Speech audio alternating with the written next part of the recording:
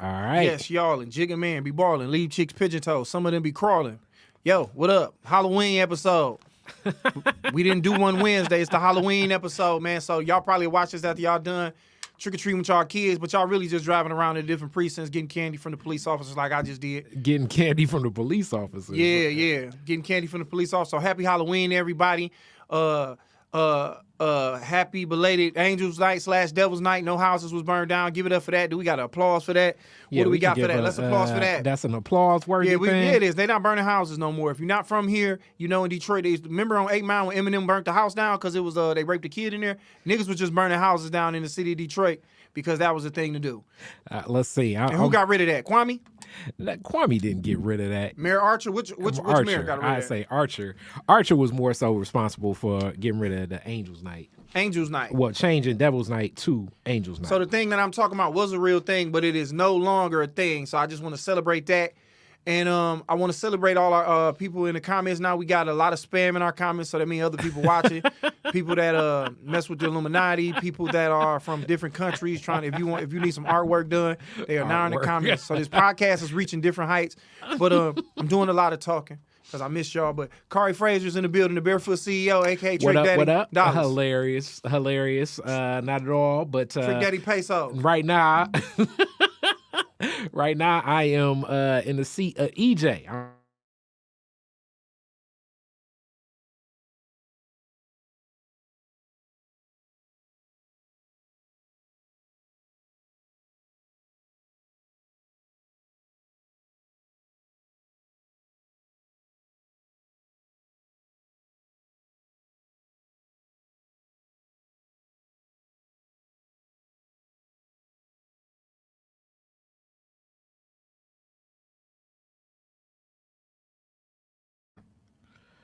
Okay.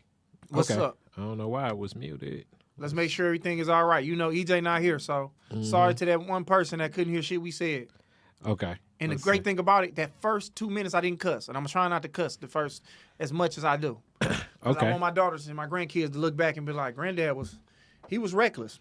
He was reckless. Happy Halloween to the people that can hear us now, man. Happy Halloween to everybody out there doing it. Hopefully you trick-or-treating and you being safe, having a good time. Halloween is a holiday that I don't think people appreciate much anymore.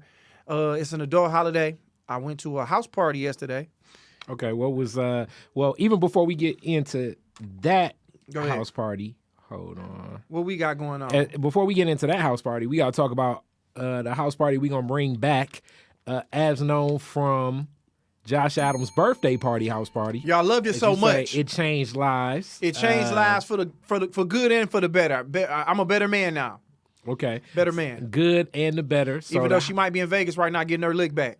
All right. So we're not necessarily going to address that right now, but the house party will be an event where you can come and enjoy and partake in some accoutrements. There will be food. There will be some Games. beverages. It will be the day after Thanksgiving. So Black Friday night. Yeah. You can come on out, secret location, which really, I mean, I guess it ain't so much of a secret. Well, the keepers don't even say. As long as we say a secret, it make it more exclusive and it make it something more provocative and people want to come get to it. So we will disclose the location the day of when it's time for you to come kick it. But like you said, man, tickets is $25. You come through, we gonna drink, we gonna laugh, we gonna eat, we gonna play games, and we gonna talk a gang of stuff and have a really what we normally do here, but with other people. And we are limiting the seating. Yeah, Talk to him. So look, get this. If you aren't one of the people, we're still deciding whether we're gonna allow 20 to 25 people because it's gonna be some special guests that come. Holidays bring a lot of people in town. You know, Josh know all type of people, and the people Josh know that you may not know are definitely people that you want to be at a house party for because the last house party definitely was crazy. Took a turn for the. We keeping it clean. Yeah, keeping it as clean as possible for them. We gonna start cussing in a minute. What the hell version? Shout out to Rap Talk. Shout out to Shashara and whatever dude that she was dating at the time. Hopefully they still kicking it. And they was living that life. They a part of their lifestyle. Shout out to Brandy came out, her homegirl. A lot of people was in the building, man. And if you just had to be there, and if you listened to the podcast, you heard what it was. Shout out to June and them two girls he brought. It was a wild experience, and we gonna create it. We're going to have an even better experience on the 26th of November. So after you eat and you do your thing and you go shopping and you buy another flat screen the same flat screen you bought last year, just for $30 cheaper and like 10 inches bigger, come kick it with us, man. Buy your tickets now because it's gonna sell out for sure. Yeah, we about to set up the Eventbrite event. So just know you supporting what we do. You love what we do. Continue to support what we do. And this is going to be something that you want to be a part of as we keep growing what we're doing with the podcast. It's going to be video this time, so that's going to be interesting too. Everybody ain't going to be on video, but what do we want to say? Like the guests, the panelists will be on video? Everybody that's in the building for the most part it's a microphone for the audience, so the audience gets to chime in and kick it. And we will have video of the panelists and the people that want to talk will be on, you'll be on video. So, don't come in there if you ain't supposed to be there. You're supposed to be somewhere else and then you over here. Don't come because you're gonna get caught up. And we're gonna figure out a way to stream. So that way you can still kind of try to be a part of the show if you can't be one of the 20 to 25 people that make it in. But bro, it's going down, man. And if you want to sponsor the show, you always can. Hit us up. We'll figure all that out. So people that love the support and love what we do over here, Detroit is Different After Dark and the Josh Adams podcast, it's going down. So it's good for couples. It's good for singles. It's going to be lit. It's going to be a good time, man. So the house party, holiday edition is coming up, man. Tickets will be up very, very soon, man. But yeah, I can already tell you, one of the special sponsors going to be, as you know, I build with my man Forsyth over there at the Detroit City Distillery. They got a new bourbon that's dropping this week. It's going to be a 4-grain bourbon, but it has a cognac twist to it. And now, I don't know if many people know, Josh is becoming a liquor expert himself. I'm a connoisseur on this truck and just that my liver. I'm into it now. So my liver. Once you said cognac, you had me at cognac twist. Mix the cognac in there. Y'all see I'm going out. I'm growing my stuff out. You know what I'm saying? I'm living better now. Drinking more water, working out. I jacked off yesterday. I ain't gonna lie. You know what I'm saying? I went ahead and took care of myself. I was on that tip. And I had a drink yesterday. But I'm back on it again. You know what I'm saying? We fall down so we can get back up. Down. What's that? Donnie McKirkland. We fall down. But we get up. We get up. We get up. That's what did it say?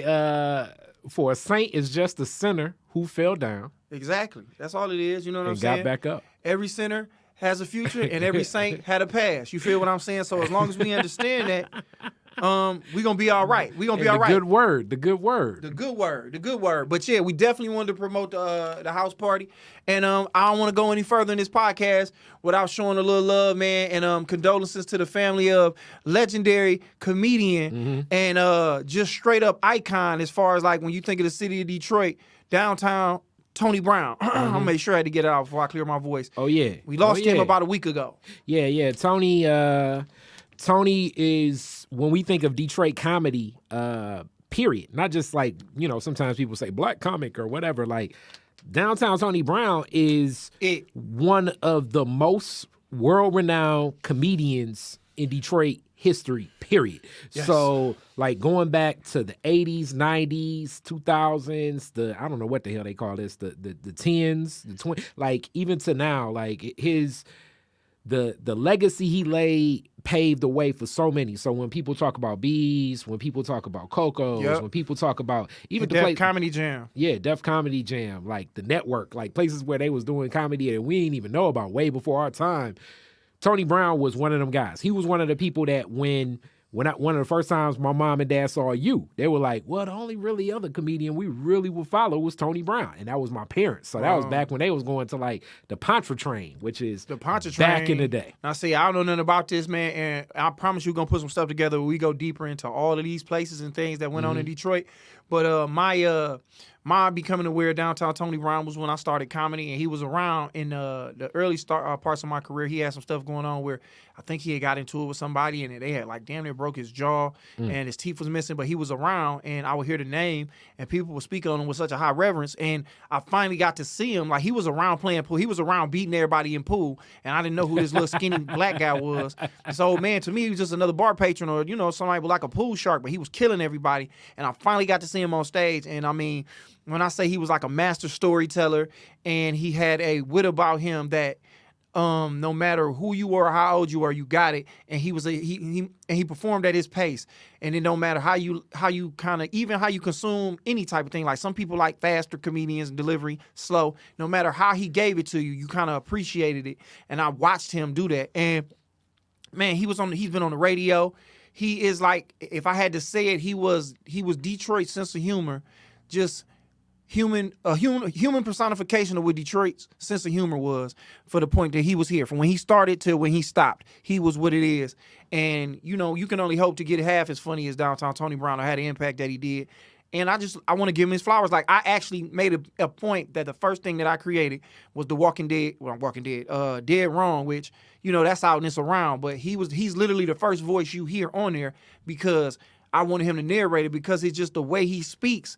It's just like almost like how Morgan Freeman is. You hear his voice and be like, he seemed like he can tell a story and you can listen to him talk about anything. So the fact that I was able to be a part of something with him and project of mine he was just willing to even be a part of is just like, hey, you know, it's like winning an Oscar. For me, if I don't do nothing else, I can say to Downtown Tony Brown thought enough for me to do something like that. So shout out to him, man.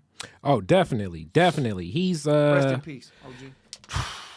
He's one that left such an impact. Just, you know, when people think Detroit comedy, like I say, Downtown Tony Brown is that guy. So, you know, this is a tough one. We definitely know that. When was your first time ever seeing him? You. The first time I saw him was when, for a second, you know, people bouncing in and out of rooms. Kool-Aid was running a room at the Ebony Showcase Lounge. Okay, I was gonna say. So I don't even think he was gonna do no time. But Kool-Aid, you know, people talk shit. Yeah. So he came up there, shut the shit down. Yeah. You know what I'm saying? And like, I didn't really have a reverence. So like, when you see him, it's like you see this dude, he almost look like, you know, like your older uncle or some shit. He blend in to the crowd. You don't think he about to murder the stage like that. Especially, you know, he took his time when he got on stage. It was like, damn, is he gonna tell a joke? And then like, he set his drink down. And then he was like, getting into the stories. And like, he told stories where you could relate, whereas Detroit, you could follow it. And then sometimes I didn't know like if he was expanding on a joke and just riffing, or if he was like if he had a thought in the moment and expanded on a joke that he already was talking about. And that's what it would be like almost like how you would watch a Chappelle, and watching Chappelle, you would be like, oh, did he just make that up right there? It's like he literally is thinking out stuff that he's already prepared, and then he just came up with it like, oh yeah, that's a funny thing that I didn't even think about before I even thought about talking about it. And he would just expand on stuff in a way that was like, you know, it was genius level, bro. Like, and this is I want to tell this story because you know, following comedians is a hard thing to do in this business. Like, that's something you just like, even in anything performing. I heard Jay-Z say he hated having to like follow DMX, but following comedians is it used to be a thing that bothered me, but now I'm in a space, even in year 15, where now I'm in a space of, it don't matter who go up or before me or after me, but Downtown Tony Brown legend is so crazy that you just kind of like, I don't know if I want to go after this guy. But we was doing a show at a place called the Blues Cafe on Gratiot and 7 Mile, which Coco is doing shows there now, so y'all should definitely step it up and go over there. Bill Hill had Downtown over there, and you know, Downtown, he was just like, man, I'm gonna put you up at the Downtown, I'm gonna let you close it out, because in reality, man, Downtown style a little slow, and man, he ain't gonna be able to follow what you're doing. I'm like, well, you know, that's the OG. You shouldn't even put him. You know, in my head, just thinking like, well, don't put nobody on the show you don't think can follow somebody. Like, in my arrogance, but sometimes you always got a guy got to humble you. And he was like, but I'm gonna just put him up before you, man. He ain't gonna do but like 10 minutes, 15 minutes. I'm like, all right. And then Downtown always looks sleepy at the shows for whatever reason. He just always looked like tired and don't want to be there. And he don't even know what's going on until you call his name. They called that man up, and he's supposed to do 10, 15 minutes. He literally went up there and ripped for like 45 to 50 minutes. He literally headlined the show while he was featuring. And it was one of them shows where people was laughing, falling over, crying, and they like, oh, and they finally lit him like, all right, Downtown, come down. Josh got to close out. And they was like, he's like, I guess I got to go. And everybody like, please, no, Downtown, don't go. Please don't leave. Now I'm like, I got to go up after people want it. I got to be the guy to follow the guy that they don't want to come down. And Downtown, he came down and they gave him applause. He probably got a standing ovation. And after that, I went up and I did my thing. And it was like almost like a lesson in comedy for me. It was like, or almost like an accomplishment to be like, all right, I am supposed to be here. And that was like a year or two ago, so maybe 13 years in. But that just show you, man, you still be needing those little reminders. And having these checklists and obstacles to get over to be like, all right, I am supposed to be here. So that was just another confirmation. No bragging. It was just like, it's almost to say like you struck out Barry Bonds or whatever. You know what I'm saying? Like Iverson, when he crossed over Jordan, it was like, yeah, I'm supposed to be here. That was my moment. 13 years in the game with downtown Tony Brown having to follow that man, destroying this crowd.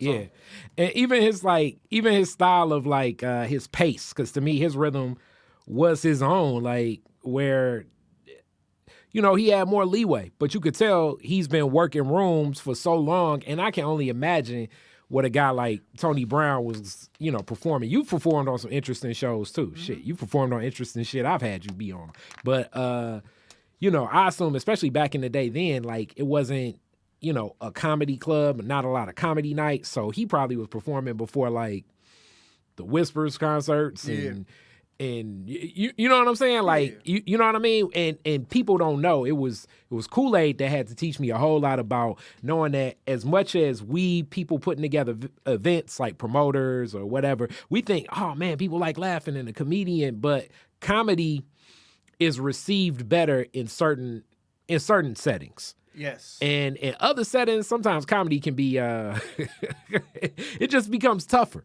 Like when people have more distractions, especially like when you got to get off a joke. If the joke is like 2.5 minutes and you got a lot of stuff going on behind people, like if it's outside and, cars driving by and, lighting setups and fireworks and stuff like that, like you've taken away some of the premise of the joke to even come back to the callback. So like to be a comedian and adapt, like I'm assuming Tony had to have been, because just knowing the stages that was around, he was doing some stuff. And that's the funny thing to even mention that, because Tony Roney has he had a comedy DVD, and I forgot what it's called. It might be called Tony Roney's Comic Vibe, but he was like a documentary about Detroit comedy, which it was like a workbook for me. It was like the class syllabus. Like, all right, this is what I need to know about Detroit comedy, and this is what I should be looking forward to. And they was taping, and downtown Tony Brown was doing a set when some dudes was fighting in the club, and they start shooting, and downtown jumped in the middle of the joke, and then the dudes scrambled and did whatever, and then after they got them dudes out, went right back up and just kept going. You know what I'm saying? Like literally after somebody shot at somebody, not just shooting, went right into it and did comedy. Like that's like the quintessential thing when people think comedy or think Detroit, that actually happened. And this man stood up in the paint and was like, yeah, that's just what happened around here. I got a classic story from Nick's Gaslight, just like that. So people that know, like, just the connection, I was really close with Kool-Aid, and part of that relationship, Kool-Aid knew I did sound and audio and everything. And part of my sound and audio business at one point in time was partnering with the DJ I perform with often, Drummer B. Drummer B double booked one time, and we really had speakers, but we didn't have like the DJ equipment to go to 2 spots. So I had a CD player to go to Nick's Gaslight. So the first comedian, I forget who the first comedian, I want to say it was, the gangsta ass comedy dude. Craig Capone? Yeah, Craig Capone. He ain't really say much. Okay. Then the second one may have been like Shawnee D. Mike McDaniel get on stage and he like, DJ, you ain't even a DJ. You got a speaker. And he was like, you got that shit from the crib. Yeah. He went in on me like maybe for 10 minutes. Then a fight broke out in the back. Right?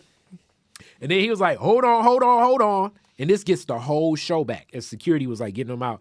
He was like, I know DJ that ain't really a DJ gonna want his house speaker set up. So come on, let me unhook this and get this back to you. He unhooked my shit and picked it up. Ran off the stage, went to the back, for people that know the Nick's Gaslight, went to like the kitchen of Nick's Gaslight, and I'm getting murdered. Because the whole crowd is dying. It was funny. I had to laugh at the shit too, man. But it brought the crowd back where it's like, he ain't miss a beat. It was just like, damn, they scrapping in the back, and people want to see a fight, like almost like a car accident. Yeah, they do. But he in a fight kinda never went really in on me enough where in a fight never is really gonna be a fight. You're not finna sit here and see no dudes duke it out. You're gonna be some rough. They gonna talk crazy here and there. A couple punches get thrown, and then they gonna put them out of there. Yeah. So it's funny to hear you say that, because I was watching. Bun B just did an interview where he was talking about performing, and he was saying that we was performing some of the roughest spots in the world at some point in time. And when people was up there, he told him Too Short was like, they was at a performance somewhere, and then a fight broke out, and they kind of stopped the music and was ready to get off stage. He's like, bro, keep performing. For one, you want to get your money. 2, once you start performing, people gonna kind of take that attention and put it back on you. Yeah. And I was performing at a place called Firewater 2, and it's downtown. You know what I'm talking about? I know exactly where that was. That's over there off of like, is that Woodward? Woodward by the White Castle. Yeah. Or Woodward, West Grand Boulevard, one of those or whatever. It's like kind of like more so like, it's more like off, like where West Grand become East Grand and. Yeah, but over there by the White Castle. Niggas ain't going over there no more. But anything, we was over there performing, and while I'm on stage, a fight broke out at the door. And I remember looking at it because it was some comedian dudes. It was Jay Bell. I was going to say, I think this is the Jay Bell Blackberry story. It was Jay Bell. Really Jay Bell versus security. Jay Bell, Darius, and Ron Taylor coming in the show. And I'm sitting there performing, but I'm up there performing, but I'm in autopilot. But I'm thinking like, I guess my mind should be moving. I'm like doing my show, but then I'm like, oh, there go Ron, there's Jay Bell. So I'm still performing whoop-de-whoop. Jay Bell try to get in. They not letting him in. Yep. Next thing I know, I just see a wave of old black men in sweaters grab Jay Bell and lift him up and push him out the room. So, of course, everybody turning around looking. So I'm just like, all right, something kicked into me to be like, boom, keep doing my set. So I start improvising, jumped up, said something to somebody in the front, and I think I start praying for the crowd. And then I start touching people and everybody laughing. And then it was a dude in a wheelchair in the front, and I was like, you can walk. And then everybody just fell out at that point. Laughing. And it was just like, it's something just instinctual kicks in to where you like, all right, man, I got to reel this back in because some people will be like, there go a fight. Don't give it the attention. You bring the attention back here because it's security, and you give security the opportunity to kind of make that all go away, and then the show don't have to have a black eye because, sometimes stuff do happen, but it don't have to be the end of the night. Yeah. I mean, the real stab in the heart that Mike McDaniel night, other than me getting killed, and Kool-Aid would kill me a lot of times, so it was just, a comedian, was my homegirl that I was trying to rock with for a while that I ain't seen in a minute was in the crowd too. So it was like, shit. So then she come back after I get murdered. But, all in good fun. Good comedians know how to master a ceremony. They know how to like keep the energy and like kind of turn down the energy, know how to talk about who in the crowd where it's still fun and it's not gonna trigger somebody to like really go off. So that's where, when I say good comedians, I want to say experienced comedians, but I guess good comedians like that go with it.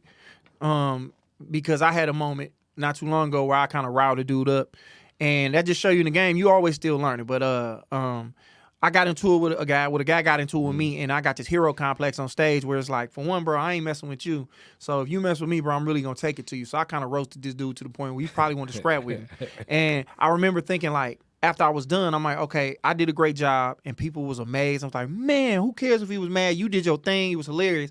I'm thinking like, okay, now, Howie Bell, my OG, got to follow this energy, which he a pro. He was good anyway. But I felt bad being the one that created this kind of stink on the show to where I'm like, it didn't even have to be that raw. And Horace talked to me. He was like, yeah, you do. It's a way to handle that. And now I know how to handle that situation better, where certain comedians think, you're just supposed to roast somebody to the point where, they just feel stupid and they look dumb and they want to fight you, and that's cool. But it's like, that's not what it's about.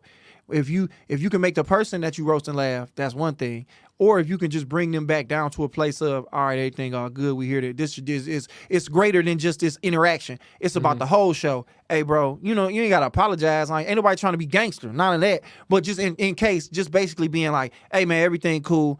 And I learned a good lesson that night. But we got some more people that jumped in here, and I want to say, hey, November 26th, man, house party gonna be here, live podcast. Undisclosed location, because we don't want all you hood rats to know where we really get down at, because y'all gonna be wanting to come be here all the time and participate in that, because it's gonna be good food, good drink, beautiful women, intelligent, interesting black men, white men, men of all colors, and we're gonna have a good time. So you're gonna hear me talk about that throughout the whole night. But what Juvenile say, you a fine young brother, vax that thing up, Juvenile. You let us all down when you did that, OG. You didn't have to do that. You made 400 degrees. You didn't have to fall off and do that. You didn't have to fall off and do that, OG. I want you to know that you disappointed us with that right here, man. But I want to talk about some things, man. For one, man, let me ask you this, Carl. I don't know if this ever happened to you. You ever get stuck? You ever get stuck with the friend that you didn't want? You ever meet a chick and you be kicking it with her, and then you meet the friend, or it could have even been initially, but maybe you just start kicking it with somebody. What's up, Joy? And you look up, and then out of nowhere, you like, damn, her homegirl a little colder than this one, or I kind of vibe with her more. That happened to you? That definitely has happened. Like actually, That's usually a woman thing. It's rare to happen to usually guys. where like you rocking with one and then like you see their sister, you be like, damn. You Oh, know what I'm that's even saying? worse. Where it's like, woo. Not the sister. But yeah, it's happened like a couple of times. But so much more when I was younger, looks still matter, but looks matter so much more when I was younger. Yeah. So, you thinking that I would project a whole lot just based on how a woman looks. Like, well, she looked like the type for this, and she looked like the type for that. I still hear dudes talk like that. Like she ain't got nothing. Like, yeah. She looked like the type that actually know how to raise some kids. Like, how the hell can you tell that just from looking at her from across the room? Like, what the hell is you talking about? Hips, like nigga, Childbearing. She don't even know how to start up a vacuum cleaner. But that's real. Like I thought, like I don't know if anybody on here know like or ever dealt with anything like that, but it's like that's a real thing to where like you want one friend, and it ain't one of them things of being greedy. It's just like, wow, had I just waited a couple more minutes, or maybe like, but then that be my thing too. Like if I meet you and me and you kicking it, how come if we don't work out, but I really liked your homegirl more, why won't that work? Okay, now let me go through, because like I don't have what I call the anchors, how most dudes would approach, and nowadays I don't even know what I'm doing because I'm becoming an old man. I'm like distancing myself from damn near everything, but. Because I wasn't really in a school with women, at a recording school, was like only like 2 real tweaking punk rock white chicks in that. Nothing you really trying to shoot at. I was working as a truck driver. That ain't gonna really have you interacting with a lot of women. Them So I didn't lizards. have that. So because of that, I had to rely on going out and talking to women, and women would be in packs. So usually I got good at approaching a whole group of women. Okay. So approaching a group of women takes a different, when I say good, all of this stuff is just confidence and how you feeling. But to approach a group of women, it takes a different presence of mind. But when you talk to that whole group, if one kind of starts liking you and you ain't liking her, That seemed like a hard spin to me, dog. Like, so how do you spin that to where you kicking it with a group of girls?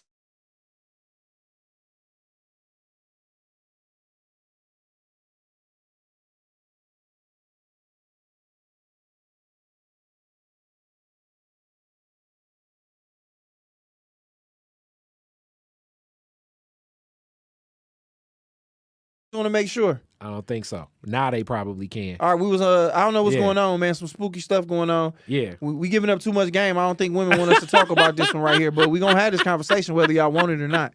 So again, like I said, when you talking to somebody, like when you approaching a group of women or when you out just kicking it with a bunch of chicks, it's like, and you like this one, but you can kind of feel her homegirl putting that energy on you. You like, okay, I don't want to alienate her or like kind of hold her when if this one really don't like me, I still want to be able to spin back and holler at the one that do like me. But I want to try with the one I like first and make it happen. And that happened to me, bro. Like back in the day, I was going up to Oakland University. And this was when dudes would just go up to people colleges like they attended it and spend the night and kick it and fuck Okay, on the, wait. and fuck Time on the, out. on the Really, what you female would do co-eds. is it would be that one dude you went to high school with that's at that college. Yeah. So you sort of cool with him. Shout out to but, Stephen. But the minute that you get on Eastern's campus, it's like, what up? You know Bro, what I'm saying? as Because much- you really just trying to get to Eastern's dorms through your homie. Bro, as much time as I spent on Wayne State campus, Eastern's campus, Western Michigan Michigan State. campus, Grand Valley, I should have a degree in some right now, dog. A degree I in spent some. that much time on these people's campuses trying to have sex with the female constituency that was walking around there, bro. The student body. Yeah, like I was out there owning, dog. I could low key got in the fraternity. They'd be like, this thing don't even go here, bro. Like, why is you letting him cross?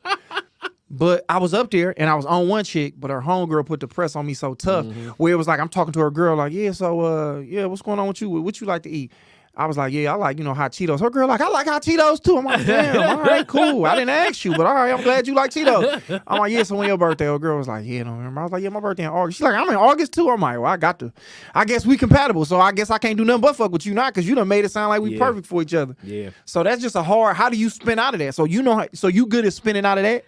You it's were? tough. What I started doing with that, because we be in the club setting, is hence the wingman. You always got to pitch her off on like, yo, my man would be perfect for you. And then really my style of approaching a group of women would be, I would never talk directly to the one that I really would want to, holla at. I would talk around her and then end up at her last. So that would be always like I'd talk to the group. I would look to try to notify like who the loudest voice in this group. I'd be like, all right, so how many of y'all buying me drinks tonight? I say some goofy shit like that. You know what I mean? Just icebreaker stuff. And then it's like, we ain't buying you shit. And it's like, Exactly. this is the one that's the loudest talker. And usually the coldest one is like more quiet, kind of to the side, because that's the one other dudes is covering too. Yeah. And then it'd be like, all right, so that means you really buying me a bottle. Let me get a bottle of, and then kind of joke off of her. And then it's like, okay, so if she buy me a bottle of this, and she buy me a bottle of this, not the one I really want, it's like, so you about to buy me some Cristal.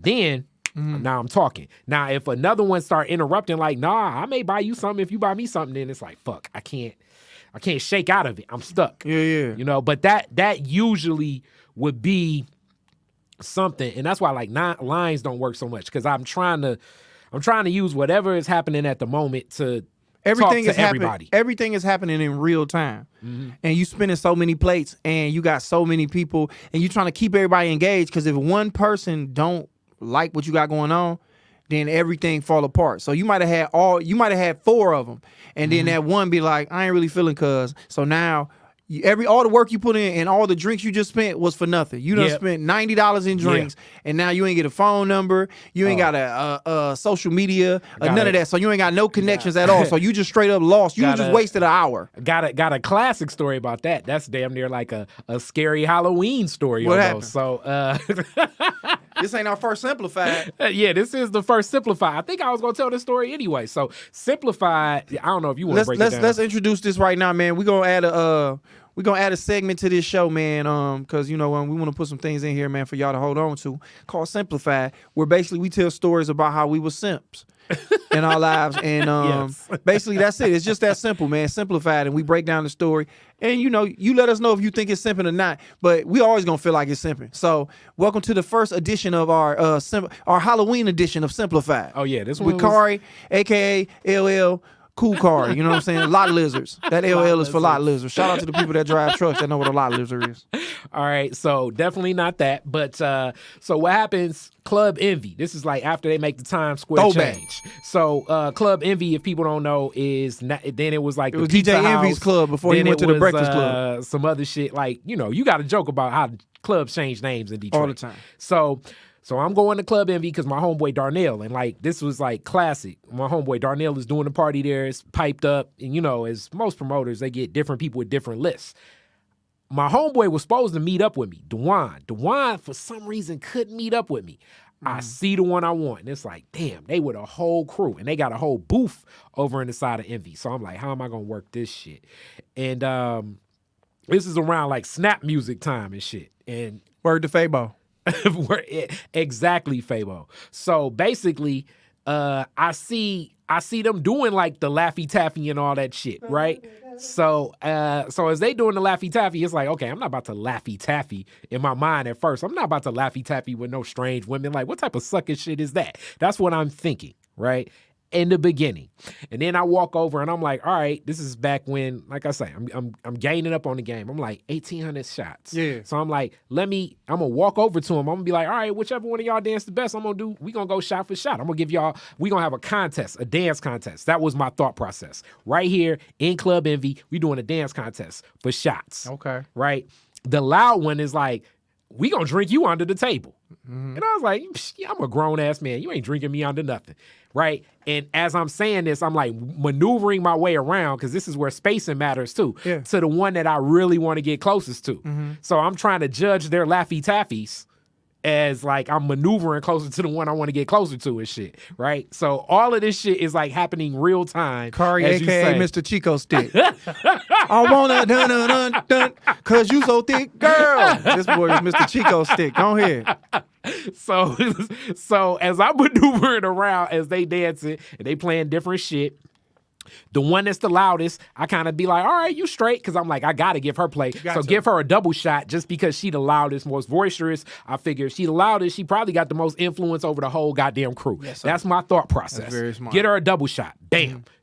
And as we know, double shot then $25. It's like, fuck. You know what I'm saying? So then it's like, get everybody else regular shots. You know what I'm saying? That's $12. Fuck. And then it's like, all right, but you got to do yours. You want to get a double. She was like, you get a double. More money. Gone. out the way. And I'm still getting closer. And they like, nah, you gonna have to dance. And I'm like, I ain't fucking dancing. Fine one was like, you gonna have to dance. Damn. I'm sitting up here to white tee like, hell no. We gotta get a we gotta in get the a sound booth. effect for that simping. This boy Kari was out there leaning with it and rocking with it. This backpack rapping, wooden jewelry wearing it. Boy, all them hoteps was like, look at this dude. it was wild. I'm in the booth, right? So we in there for like a whole little DJ set, maybe like 45 minutes. And then comes the dudes that they really came to the club for.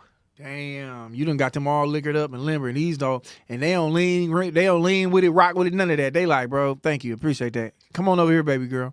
They came in like straight G's because they was like, yo, what's up? Especially the one that I was eyeing. So I was thinking to myself, okay, loud one with cuz. The other two I ain't checking for, obviously probably with them dudes. I don't see nobody for her, so I may still be good here because maybe we can stay in this booth that they already done paid for, and I'm good. And then really, shit, I done paid for it. As many fucking drinks that I bought. Yeah. Her dude was the main motherfucker. Yeah, the one. I was like, damn. So I felt embarrassed that I'm out here dancing. My nigga, lean with it and rock with it. My homeboy that was doing the party saw me while I was leaning and rocking with it. He don't even talk to you to this day. So after that shit, and he was like, yo, man, what happened to you and old girl? I was like, man, yeah, I think I'm about to call it a night. So I go home, liquored the fuck up, basically buying a whole crew some drinks. Damn. With nothing. My baby Kari went in there and was leaning with it and rocking with it. Man, and lost. And all off memory from looking at these videos, and you know I ain't no damn Franchise Boys and I was fans, just finna say, but bro. I was doing that shit as hard as I could off the strength of like, okay, throw it up, and then catch the snap with the other hand and shit. It's so funny that you think like, man, as simple as that is, look, bro, I should be able to pull this off. They just throw it up, and then you just catch that boy. Like, and it's just that moment. Like, you throw that boy up. My boy Kari threw it up. He threw the praises up, and the blessings came down. Oh, and bro. dog walked in there, and they was like, "Hey, come over here, baby girl. I don't know why you over there, cause he over there auditioning. He over there auditioning to be a franchise boy. Come over here with a real nigga." Dog. And that's so funny. In the mind of a simp, he was sitting here steady, and his heart was like, all right, she with him, she with him, he like her. They don't really like the one I like. The finest one out of all of them. Don't nobody got nobody for. Man, if you don't get out of here, cuz they was like, man, if dog don't get his old if he don't get out of here with his white tee on, dog, and move out the way so we can go ahead and get it these little, you know what I'm saying, these little garlic butter babies. Dog, it was the worst. That's so crazy, the stuff dudes will do, dog, just to keep women entertained, and just to be like, I just want to be good enough so that way you give me your number so that I can talk to you after this, so I can get what I want from you, and then kind of flip on you and never talk to you again. Like, if you'd have hit one of that, if you'd have hit old girl, you would have never leaned with it and rock with it ever again. She's like, come on and do the lean with it, rock with it. Like, bitch, I done hit you. Now what I'm dancing for? I'm about to disappear.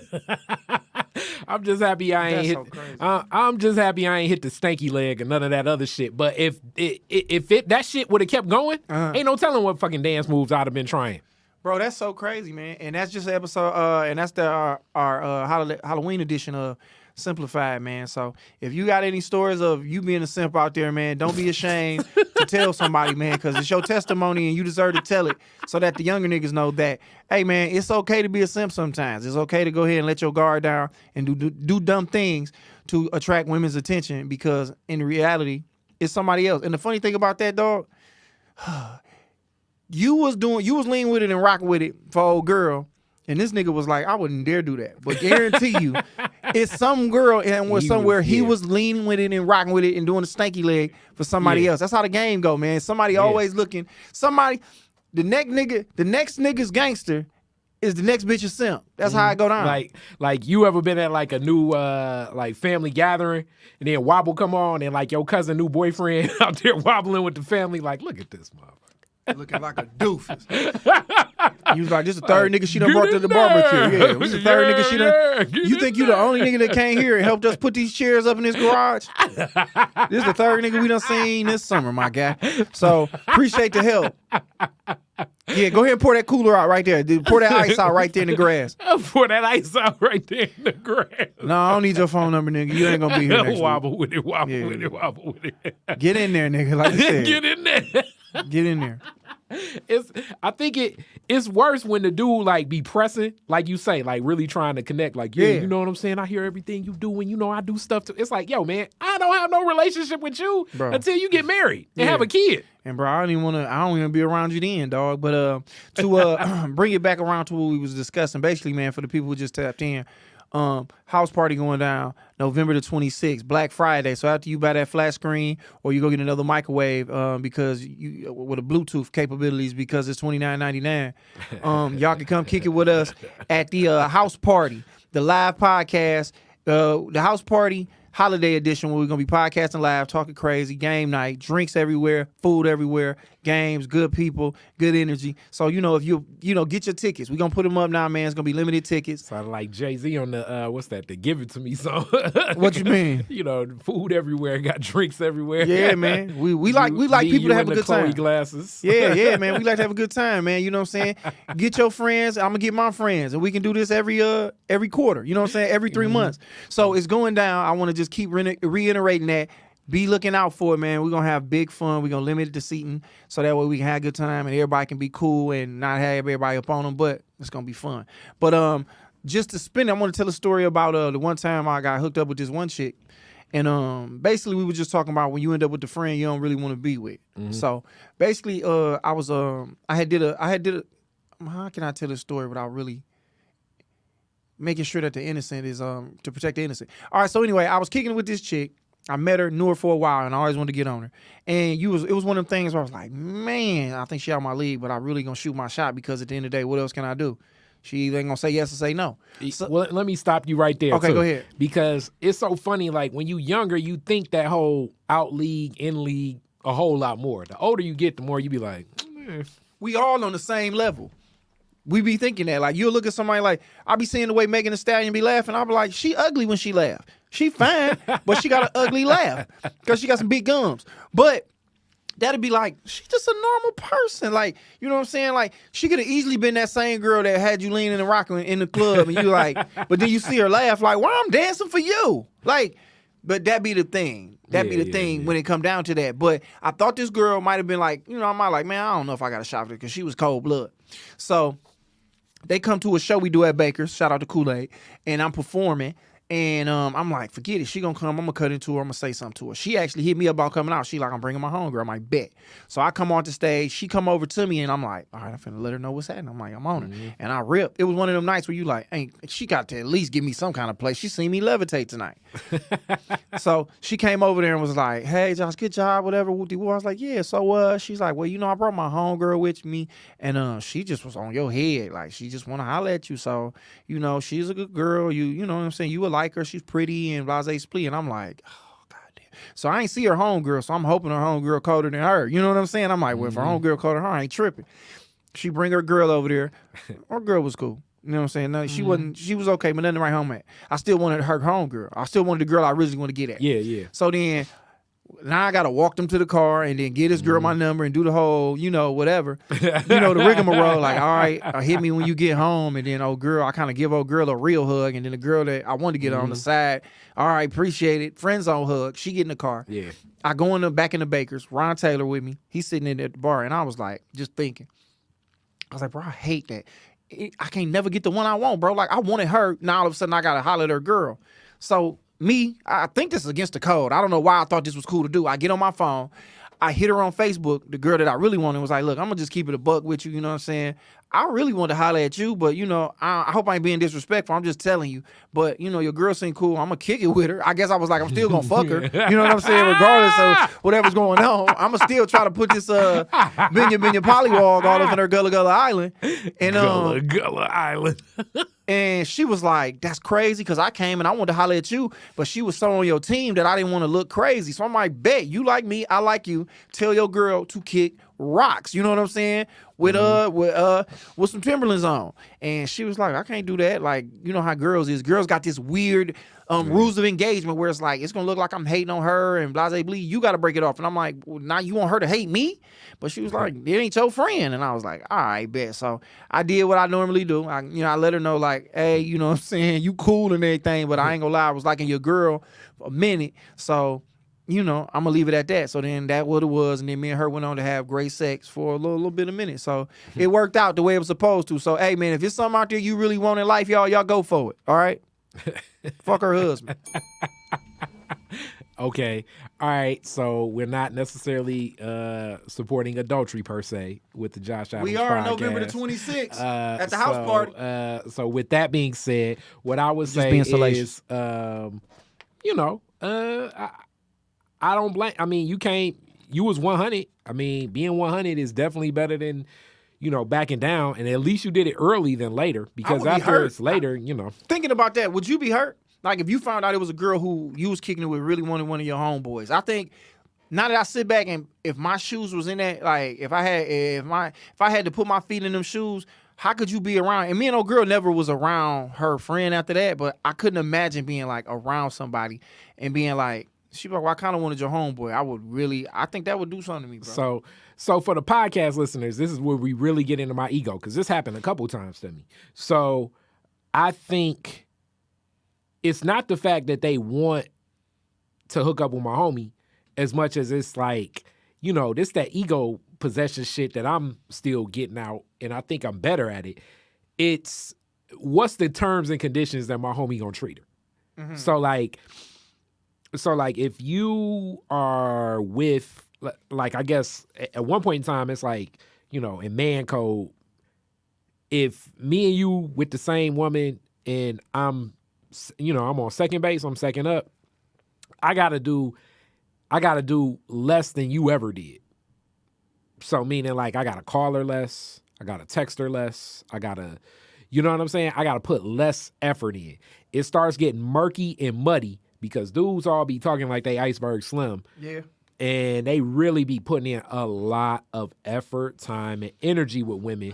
And that's where it used to mess with my ego, because it'd be like, damn, he don't do shit. He don't take women on dates. He don't give them no money. He don't call them more than once a week. So that make you feel like... It make it seem like, damn, I put in all this energy and I was like basically putting her on a pedestal, but my homie, she could get smutted out by cuz and it don't even fucking matter. Now that I'm older, I recognize that could happen and it wouldn't bother me as much, I think. Mm-hmm. But in reality, most of that shit, dudes be talking G shit, but a lot of that shit is lies. It's like everybody. It's like everybody got all the money. They never lost a fight. Hey man, I don't really be chasing girls like that. Yeah. I'm more focused on my money and love ain't nothing important, or forget even love. Just like, treating a woman like dudes will make you think like you're not supposed to treat a girl decent. Yeah. You know what I'm saying? And that's why and I was talking to my mans about it. Like, honestly, a lot of times guys don't. You know what I'm saying? But women don't actually like to be treated like that. Like, you know what I'm saying? They kind of put up with it because they see something in a guy and they want more from him. So they put up with it thinking that it eventually gonna change, but he ain't capable of treating you the way you need to be treated. So, and that right there used to bother me most. It's like, if you I'm trying to take her to Benihana's or whatever, and you taking her to Coney Island, it make me feel like, damn, I'm a sucker right here. You know what I'm saying? But you doing the right thing. It's just like, maybe that's the thing on her end. Like, maybe she don't value herself because it's like, you can have more than this. Which still don't help my ego, because now it seems like I'm like overselling. Nice guys finish last. It's almost like it spins that narrative around. But that's more like ego, and then that's more like insecurities looking at yourself, being like, well, you know what I'm saying? I'm gonna treat you right because that's just what I do, and that's if I kick it with you on that level, it's no other way that I want you to be treated. Like, so and the funny thing, thinking back on that, dog, is like, I know a lot of guys who play that G role, like, man, I don't do this and do that. But if you could look at these dudes' text messages, or if you could hear them on the phone, they laying in the bed on their stomach with their feet kicked up, twirling them together like this, talking on the phone. Dude, it took a while, and this is the thing that I had to learn it from. It took actually my homegirls to show me that these dudes is lying like a motherfucker. Where, like, I don't know if you ever been in this situation where you cool with the woman and you cool with the dude. Then they break up for some reason, and then the girl be like, And this dude done act like a straight G. I ain't never did nothing for it. You know what I'm saying? Like, I ain't, all I do is go over there and get my dick sucked when I feel like it. You be thinking like, damn, this dude is like the man, right? And then they break up, the girl show you the text messages, and it be like, I miss you, I love you, I can't wait to see you. When can I help pay for this, pay for that? I can't wait to, take your son to the football game. You be like, is this the same motherfucker? You look at, I gotta look at the phone number to be like, damn, that is my homie. Yeah, these niggas really ain't out here living the way they living. So nobody is. That's why I take everything people say and even some of the stuff they do around me with a grain of salt, because it's like, bro, integrity, like they say, you don't really know how somebody get down until you don't know they know you watching, and then you'll know how somebody really get down.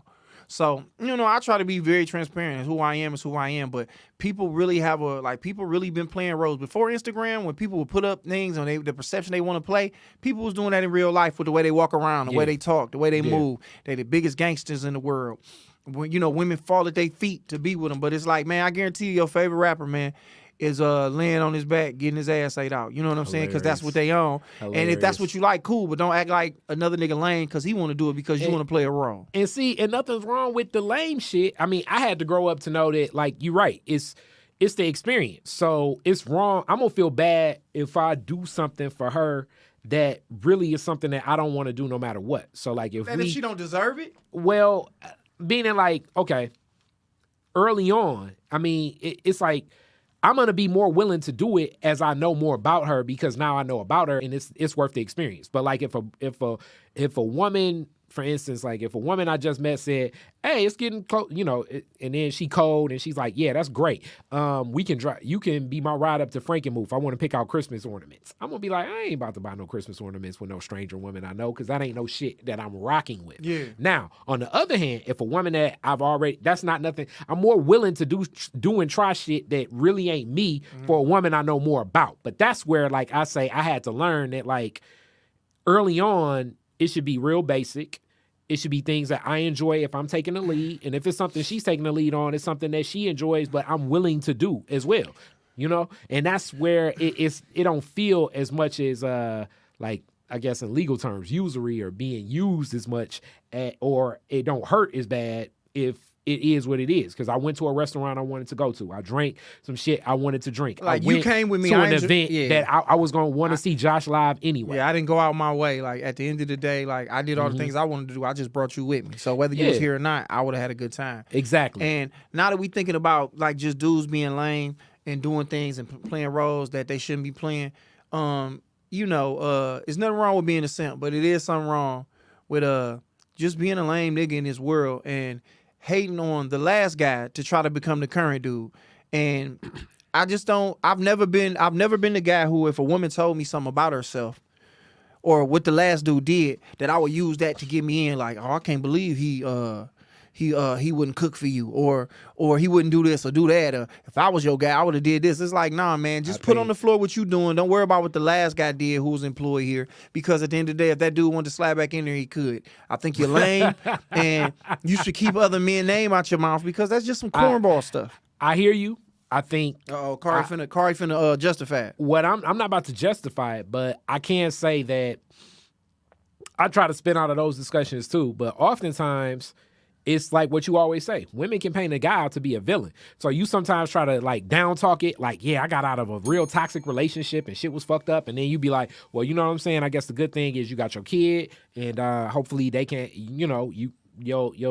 your kid and the father can't have a relationship and, move forward. And that's the best thing. And then they be like, nah, but let me tell you this, and this happened and that happened. Like, sometimes the woman will push the envelope. So I felt like sometimes women have pushed the envelope to almost make me want to throw the dude under the bus, where it's like, damn, that shit is fucked up, and I try to just leave it at that. But hopefully you work through it, because some of the stories I've heard are like, I mean, at this point, if he was that bad, I mean, you was with, you know what I'm saying? You was with Skeletor or some shit. Yeah. Like, it got to be your goddamn fault at one of these points. Yeah, Nikki just said that's a lame man talking about another man. Like, and I mean, I'm going to just be 1,000 with you. That's, in my opinion, I mean, that's things that women do. Like, men kind of got to move in a different direction. Because, I mean, like, women, if a woman see anything feminine in you, you kind of look flawed. At the end of the day, it's almost like, bro, something about you ain't right, and I wouldn't want to kick it with you no way. But you gotta admit, sometimes women do push that envelope about painting that other dude to be a villain, and you don't even want to be hearing that shit. But yeah, like you said, he couldn't have been that bad. But even if he was, I'll deal with that later on if we get more serious. I'm not gonna use this. I'm not gonna use what he did wrong as a foundation for me to get on and build what we got next. Because it's like, how you gonna build your foundation off the grave of another man? That's like you look like you don't build a crib in a graveyard now. I think it was like a Duval joke or something. Sometimes a woman say the shit he did, and you be thinking like, damn, I be doing that same shit. Like, nigga, I did that to my bitch, like the last one I had. So you know, you be thinking, I gotta hit you with it another way. Then you done seen this pitch before. I gotta throw it differently. I be thinking like, damn, I guess he just ain't get off the blocks right. Like what? Like, damn, that's wrong. Exactly. So, and that's the funny part about it, dog. They be like, I can't believe he.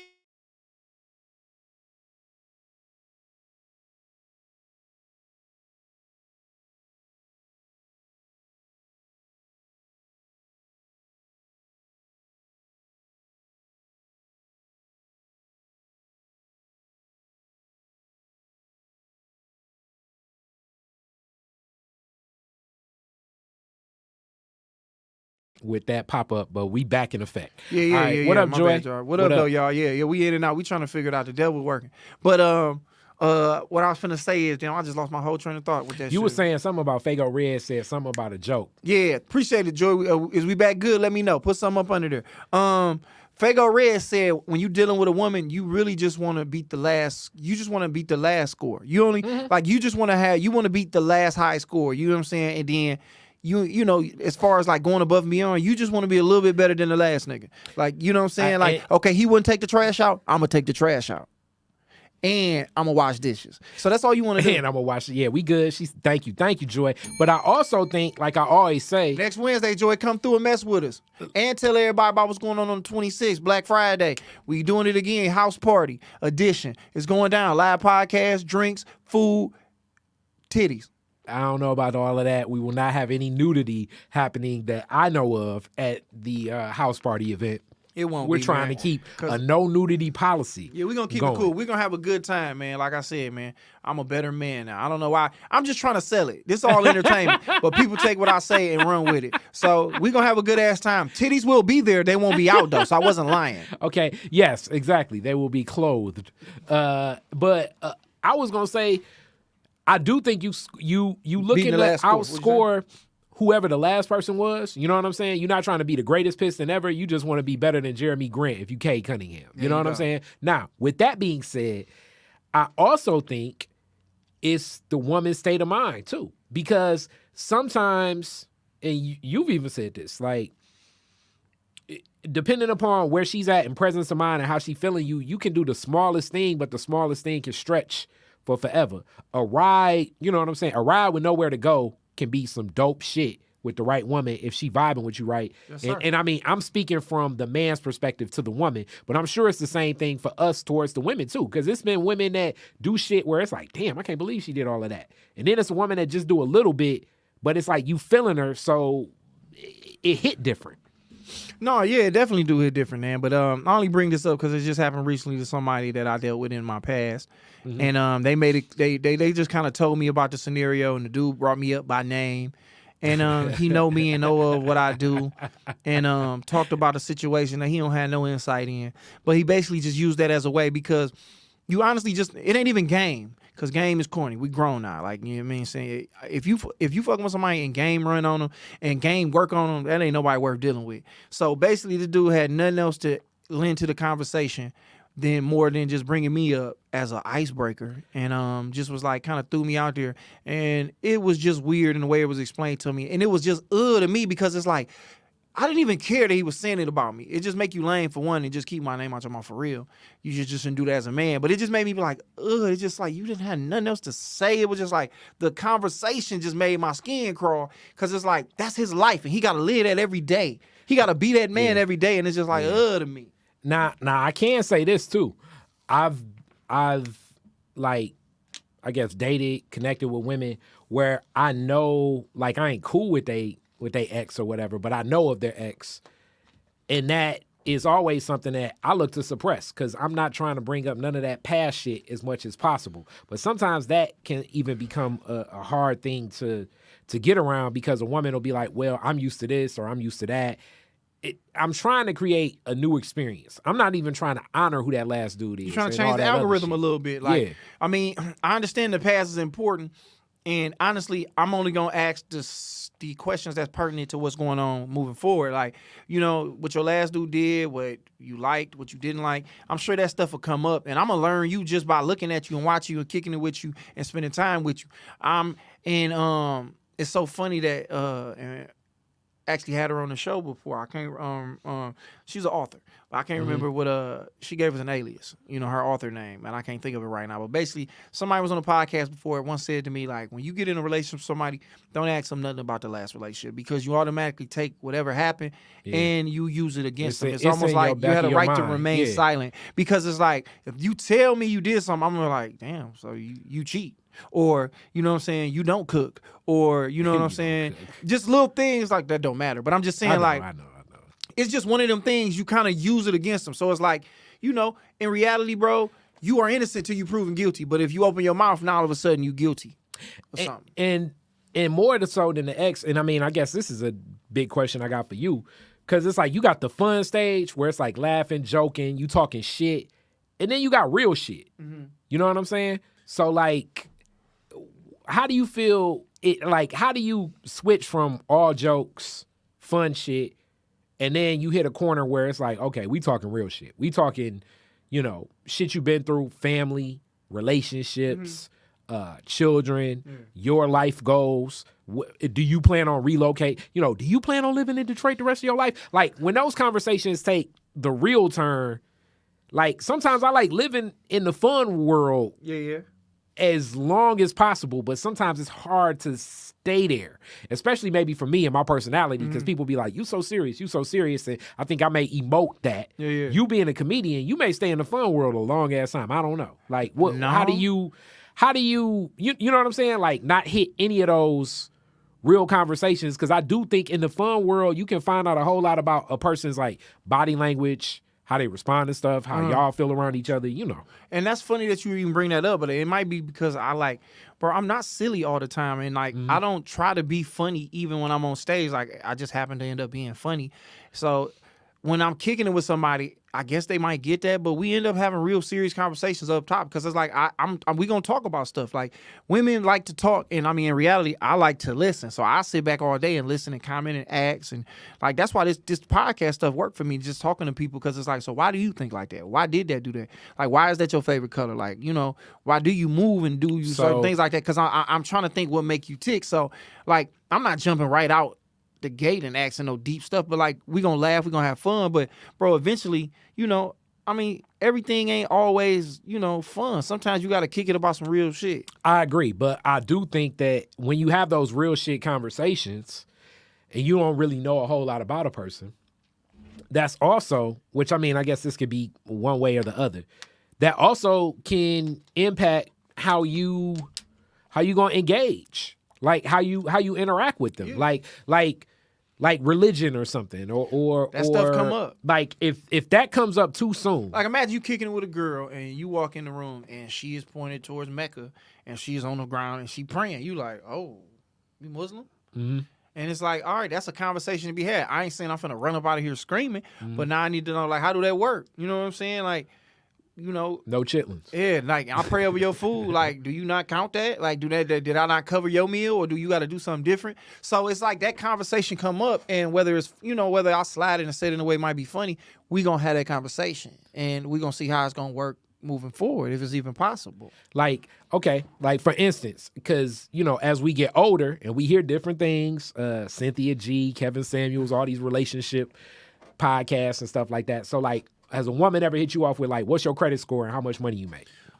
No, I've never had nobody cutting to me like that, because I probably wouldn't get as much pussy as I get now, because I'm working on my credit now. So hopefully that never come up. A lot of the women that kick it with me, man, they know I got one pair of pants and I got like 2 pairs of shoes, and all my money goes toward comedy and before that, Loved my ones. kids. So it's like they see the process, and so I always shout y'all out. Anybody ever gave me some pussy in the past, I appreciate it because I seen a lot of pictures of myself. I can't dress, and I look weird sometimes. You know what I'm saying? And the fact that y'all gave me that vagina and didn't waver, that's why I had to make sure I gave you the best that I had. In that way, you enjoyed it. But no, I never had nobody had that conversation with me, and I mean that would be some shit. Like now, like I have a plan, but it's not like this detailed out.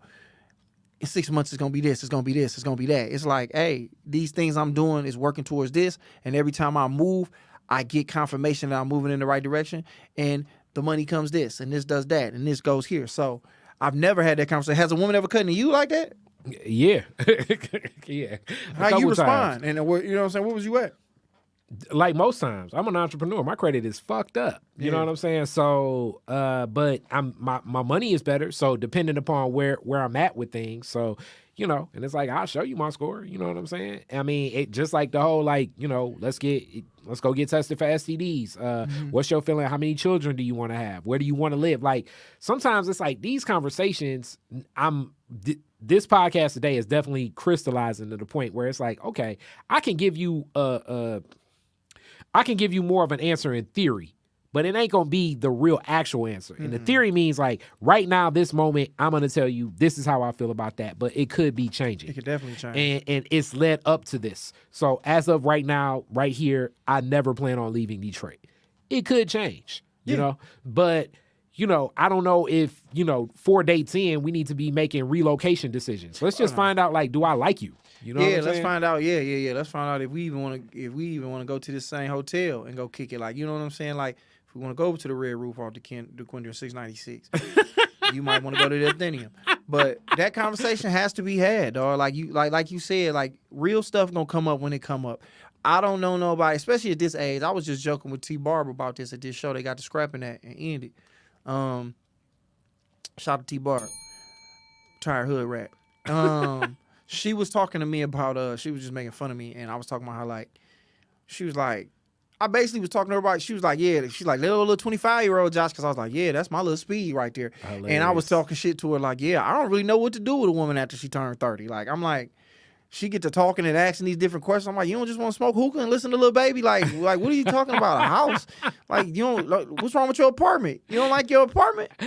It is some more serious. That's what's happened. It's like it's weird. Like women in my age range, and definitely like Hey like, Joy, the Red Roof my spot. Back in the day it was. hilarious. Yeah, that Red Roof is crazy. But also Word to real Dr. shit. Kevorkian. I definitely think you're gonna have some more serious conversations. It's a way to usher in those conversations, but sometimes I think like with the whole concept of people having red flags and stuff, sometimes just like a person. Like, Yes. or do I like having a conversation with you? Like that, and I'm not saying that conversations supersede all this other real life shit, but some of that real life shit we can work out, because if you check all the boxes technically, meaning like you're in the trajectory, but our personalities don't mesh like that. I don't like being around you as much. I can't laugh. I can't be comfortable around you, or I don't feel you're comfortable around me. All that other shit don't matter. Bro, I joke about it a lot, dog.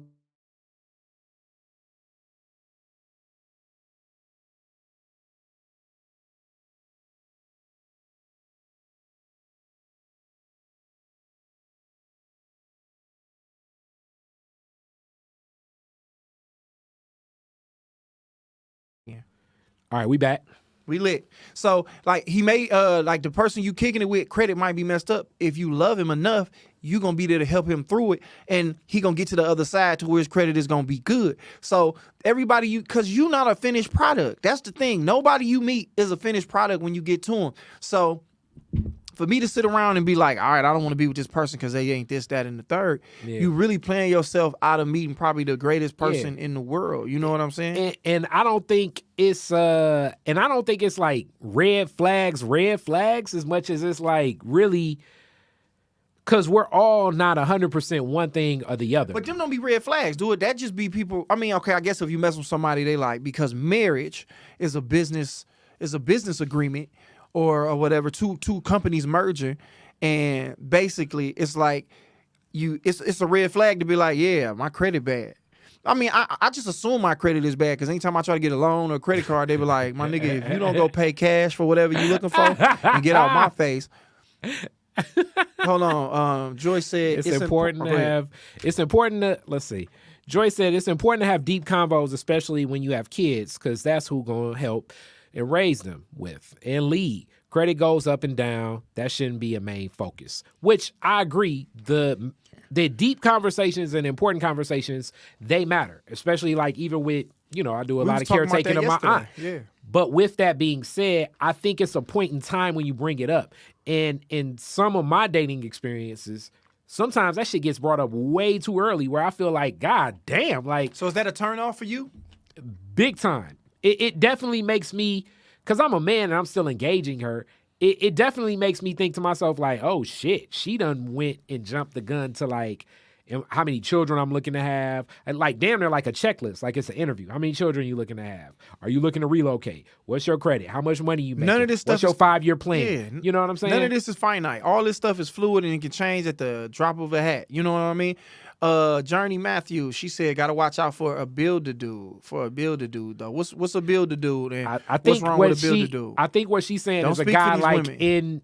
Okay, don't speak. Don't speak for the women, because they're gonna be like, nah, that ain't what we saying. But no, what was you finna say? You think if you had to assume what a builder dude is what? I think it's like a guy that like women say like he a project. He ain't really where he's supposed to be. You got to work with him and all that stuff. And I'm thinking to myself, and I agree with what Joyce said. We kind of was talking about the kids situation too. Like so much of even the kids situation with dating women with children. That already come to the table. With, I look at a woman with a child, like that's her situation.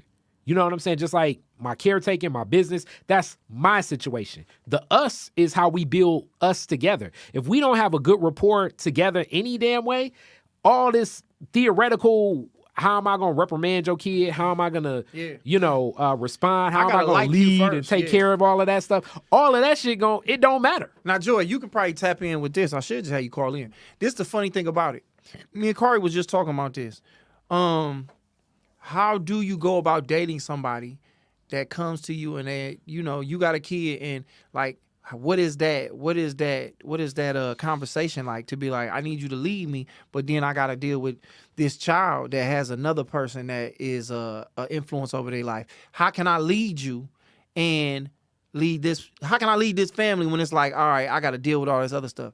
Hold on. Journey said he ain't got his shit together at all. And you got to build him up to meet your standards from the ground up. You got to build him up. He don't have his shit together.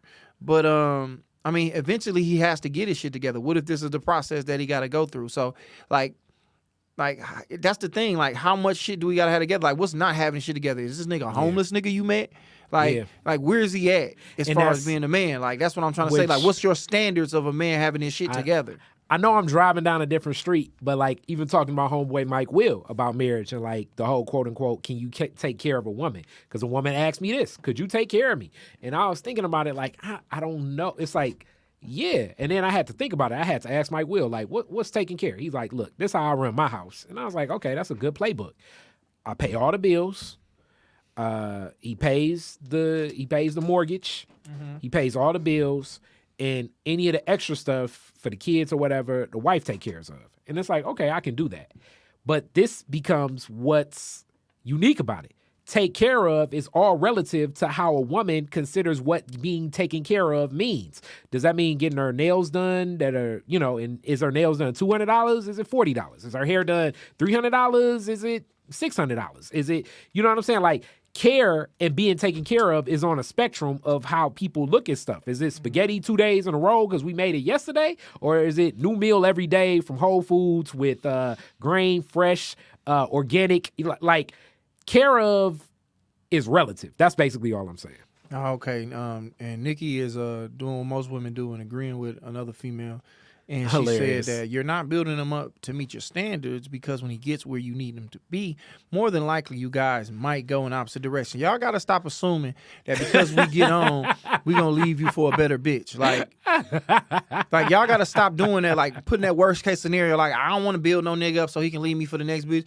What, like, when you're in a relationship, if it don't work out, why is it always a failure that it didn't work out? What if y'all brought the best out of each other, but y'all realized y'all was growing in a different direction? So you did help the nigga get his credit together, and he got right for the next motherfucker. How you know the nigga that you just didn't meet didn't just meet this other chick, and that's how his credit got right? It's like sometimes, you with somebody for a season, and you just getting them ready for the next motherfucker. It's like, and I know that don't make you feel better about what you just said. Transitional. Yeah, but I'm like, that's just what it is. Like, it sounds like y'all be leery of doing shit. Like, I don't want to build no nigga up so he can leave me. It's like, it's weird. Okay, we got a couple definitions here. This is interesting. So, damn, this YouTube is getting dope. Okay, so for me, like Kari said, the kids is my issue.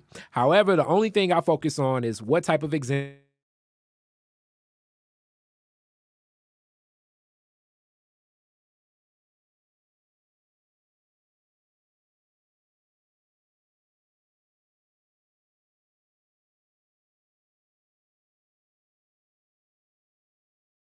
This is really the haunted episode. So, Journey said that building a man up, a man must have residence, transportation, income. Okay, this is abstract. Emotional maturity, the basics of true adulthood. Emotional, all of that stuff could be abstract because what if my transportation is a bus pass? Does that count? And what if my residence is my mama's basement? Is that considered a residence? Most relationships are seasons. But let's have you respond to the whole example in front of my kids because I got a rebuttal for that too. Oh, that's most definitely important. Like, I mean, I don't let a lot of women meet my kids because a lot of women that I deal with, you know what I'm saying, I don't want to, like, you know what I'm saying? You have to be an example for my daughters because I feel like my daughter's going to look at me and be like, all right, this the first man that they're going to fall in love with is me. So when they see me, they like, all right, these are the type of women my dad is attracted to. I, in some way, need to be this kind of woman. So the example that I want them to see is, the ones I bring around. You feel what I'm saying? So that's very important that the person you come around is the example. Is the example that you want to set for the kid. Now, what you was finna say, Kari? Because you hate kids. Hilarious. I love little homies. I think depending upon what's going on in the situation, because like I said, as a stepfather or the man that you date, my relationship is with you. The relationship with the child is still kind of through you. So, like, for instance, if I think your daughter took $20 out of my wallet, you know what I'm saying, that I put on the counter, I'm going to my lady. I'm not about to reprimand the daughter. But in reality, as a man, I should step to the daughter. You know? Yeah, you're right. But because I'm dating you, I'm going to do that through you. And that's out of respect because it's still the father, whether he's present or not present or whatever, is still a father that does exist in that situation, and that's not my kid. I can only parent so far if it's not my kid. And it's in the beginning, though. See, but that's the thing about Kari. Like, that's initially. Like, that's in the beginning and you kicking it with somebody and you dealing with their kid. That's the approach you're going to take because we used the example the other day. Babysitting. They're babysitting. If you with somebody, it's only so much you like, all right, you finna go out of town. Well, the kid probably got to go stay with their grandma until you get back. But now y'all together 2-3 years. It's like, come on, dog. What if the circumstance happen where you can't, grandma can't watch him, auntie can't watch him? You got to be able to, hey, this is my kid at a certain point. Like, I'm caring for this kid, and it's got to respect me as such. So it gets to that space where, you just got to adjust what's going on and understand that you are an important factor in this kid's life. And that's just where the respect come in at. Everyone wants return on investment, your own transportation, your own income, your own residence, etc. Okay. Wait, watch, Kari. We together. You can't be smoking, cursing, selling drugs in front of them. You in the house, Kari.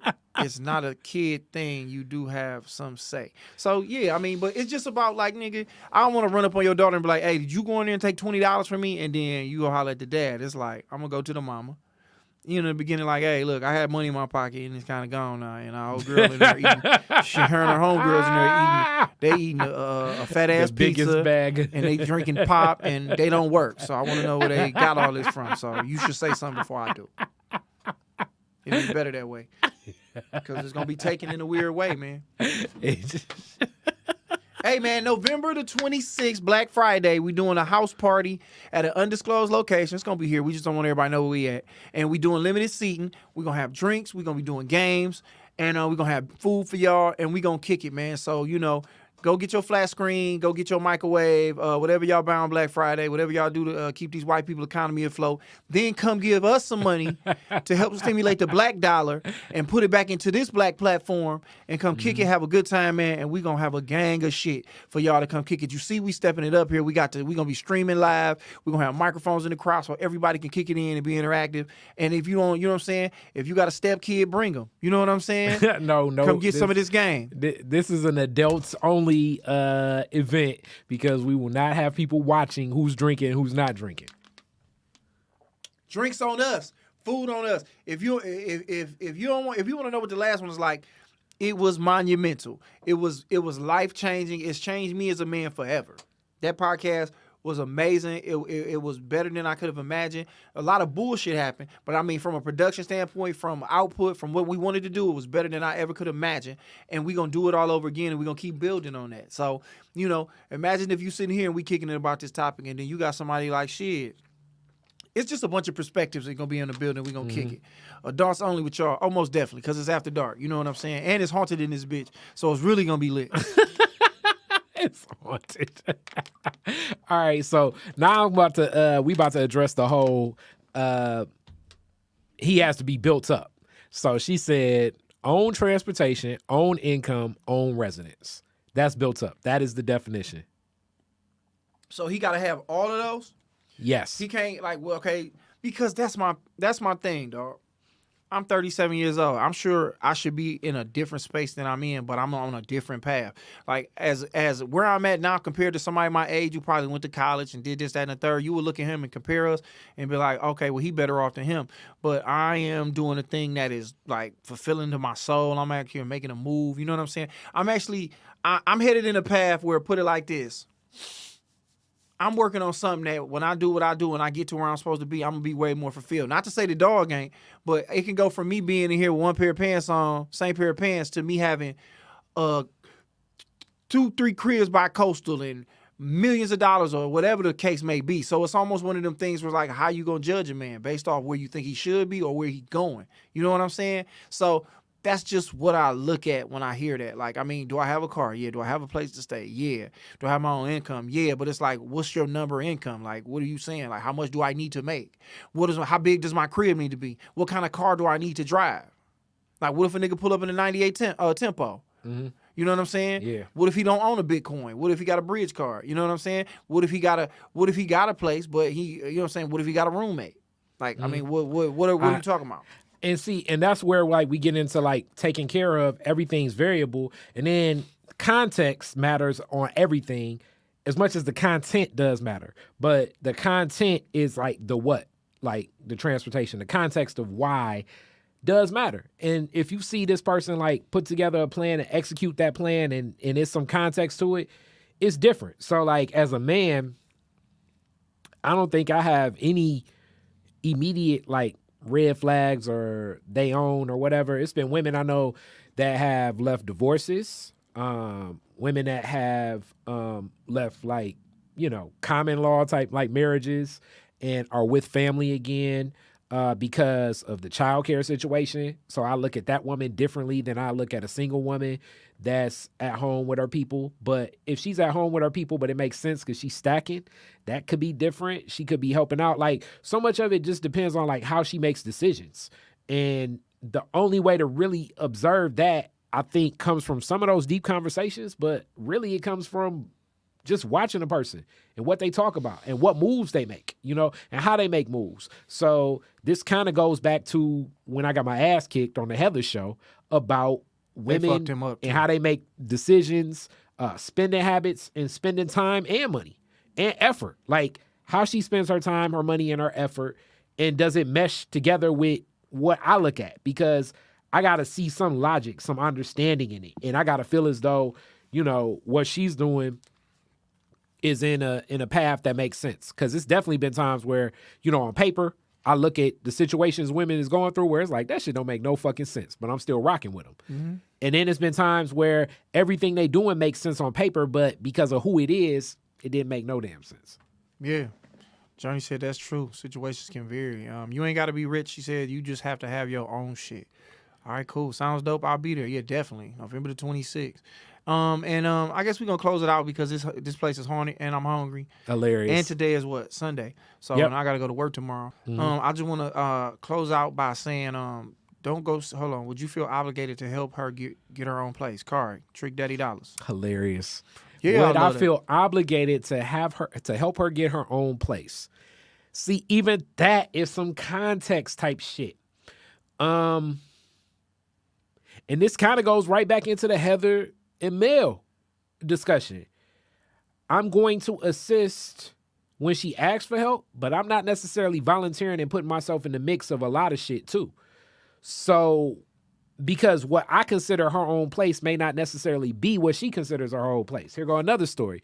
One of my homegirls, and we real tight, was going through some shit where she thought she lined up this other job and she quit her current job and she didn't end up landing that shit. So she ain't have a job for a minute. And this some game I picked up from Maceo. I was like, all right, I tossed her some dollars because I knew I knew she needed the bread. But then I was like, all right, let's go to the grocery store. And she was like, let's go to Whole Foods. Now, in my mind, if a person's taking you on a grocery trip, and I told her, I was like, look, I got like about $80 on top of I think I threw her like $150. So like $230 altogether, like 80 wherever you want to go. She wanted to go to Whole Foods. You If don't I had want- $80 Let's go to and Save I ain't have Mart. nothing, I'm going to damn near what? Costco. Somewhere. I'm- Yeah. Not even Costco. What's the spot? Aldi's. Or Aldi's. some Yeah, shit. yeah, my bad. You know what I'm saying? Aldi's. But the way she moves, so when you say help her get her own place, it depends on what she defines as her own place. She may want a condo across the street from Little Caesars Arena. It's gonna be hard for me to help you get that shit. I'm gonna help how I can help. You gonna say, I want this, hence a woman will have to ask, and I can tell her where I can meet her at, where it's comfortable for me, and it makes sense. And that's wherever. If you want to move to the hood because you just need a place, and it's like, I'm going to be in the studio apartment probably a couple months while I stack, or that woman is like, yo, I figured out a plug and my homeboy over here, and he the property manager, and he like, I can live in this condo for a while. I just need to come up with this money. It's like, whatever. I'm not going to get myself involved in that situation because usually the more I involve myself and try to help in situations with women in dating and even homeboys that are friends, when they don't explicitly ask me to help, it just gets more confusing. And I end up bitter or angry because now I'm involved because I'm offering solutions that this person really don't want. So I figured it's healthier for me to just only help when asked to help and help how I can help best. So, I mean, Kari gonna trick with you, but you got to make sure you keep it under the cap that he set for you. That's pretty much what he's saying. Like, I mean, you gotta listen. You gotta read between the lines. He like, Read you know what I'm saying? between the I gave you $230 if you don't go to Glory and go get you some canned goods and make you a stew or something that you can eat for the next 2-3 months. You know what I'm saying? I done put you in a stew. place. I mean, you're not the only woman I'm tricking with. You know what I'm saying? I gave you $230, so that just cut into the little $500 that I spend in a week. So now I got to give this one a little less. Hilarious. Kari did not say that at all. But what I am saying is I will help her, but she gonna have to ask for help because getting her own place becomes some deep shit. You ever seen a person I'm in try a to bind, move? Kari. You ever seen a person try to move? You know what I'm saying? Like different people consider moving.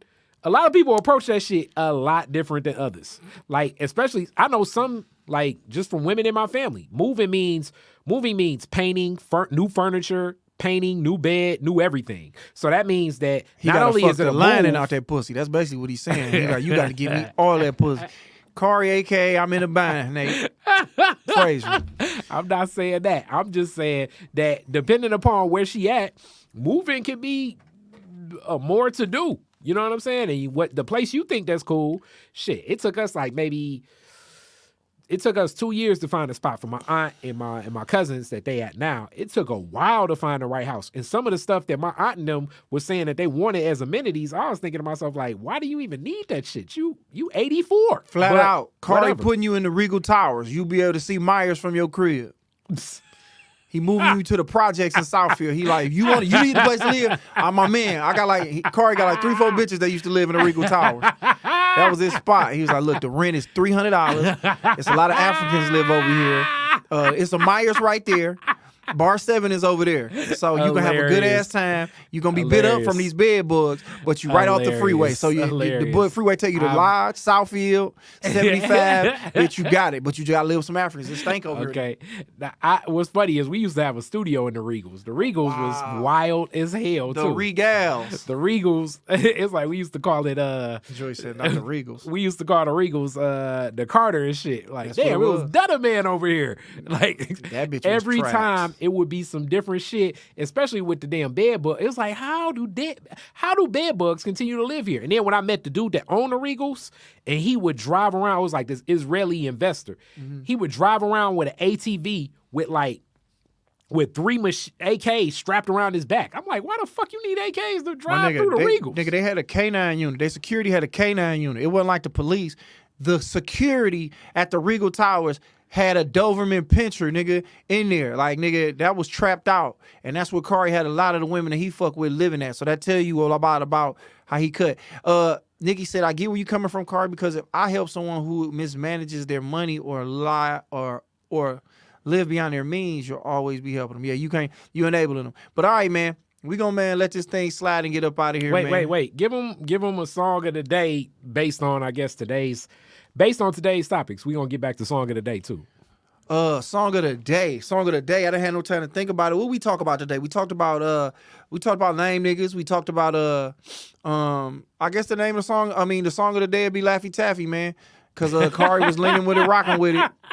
Kari was leaning and rocking with it, dog, at Envy, at Plan B over there off Larnard. Laffy Taffy. That's So a Fabo. Yeah, that's the song of the day, man.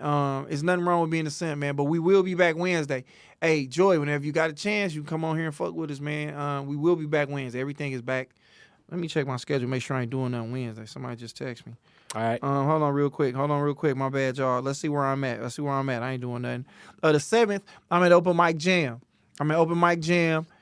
Open Mic Jam. Is that what that is? No, I'm sorry. Sound Off. The Sound Off Open Mic. Man, I'm so terrible with this shit. Hold on. I ain't been on social media in a while, so I got a bunch of shows, and I just ain't been paying attention. Here we go. Hey, I will be at Sound Off Sundays Open Mic celebrating their 7th year anniversary next Sunday, man. I will be the feature. This is like my third time featuring the anniversary show, man. So y'all come out. It's at High Function on 5249 East 7 Mile Road. So that's where I'm going to be at this Sunday, kicking it over there, man. So if you ain't doing nothing, y'all pull up, come see me do my thing, man. It's going to be good times. We're going to kick it. We're going to have fun. I guess y'all can get high. And we getting it in. Kari, what you got going on? Man, same old, just editing, work, closing out the year. That's all we doing, man. So again, before I say this, we closing out the year again, man. This the 4th quarter, but before we get out of the 4th quarter, we gonna give y'all another live podcast, man. House party edition, holiday swag, basically the Black Friday, man. November 26th. Get your tickets, man. They gonna be $25. That ain't shit. That's 4 of them. That's nigga, 4 of them tickets will buy you one of them TVs you finna buy that's gonna break in 3 months. So you gonna spend that money with the white man, come spend that money with your brother. You know what I'm saying? Word to Dr. Umar Johnson. You know what it is.